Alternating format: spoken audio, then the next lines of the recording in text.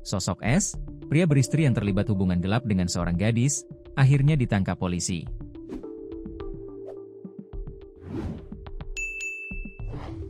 Pertemuan mereka di sebuah hotel di Cilacap berakhir tragis setelah sang gadis ditemukan tewas mengenaskan.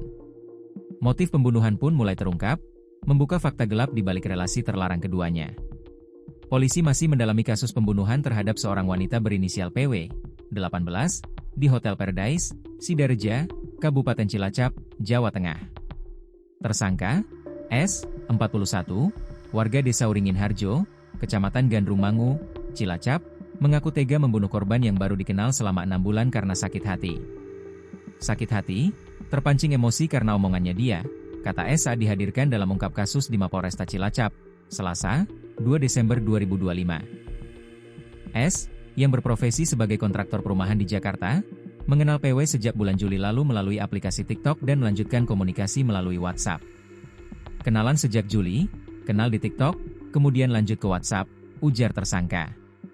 Setelah menjalin komunikasi intens, S yang sudah berkeluarga ini menemui PW di Sidareja pada bulan Oktober dan bertemu secara langsung sebanyak 5 kali di hotel tersebut. Ketemu Oktober, sudah ketemu 5 kali di hotel tersebut. Setiap 2 minggu sekali saya pulang, kata S. Usai menghabisi nyawa PW, S sempat berniat mengakhiri hidupnya dengan meminum cairan anti nyamuk. Sebelumnya, Kapolresta Cilacap Kombes Budi Adibuono menjelaskan bahwa pembunuhan tersebut terjadi pada Minggu, 30 November 2025, setelah keduanya melakukan hubungan badan. Tersangka menginap di hotel sejak tanggal 28 November, dan pada tanggal 30 November pukul 18.30 WIB, korban datang untuk bertemu. Keduanya melakukan hubungan badan sebanyak 3 kali sebelum akhirnya terlibat percakapan yang memicu emosi tersangka.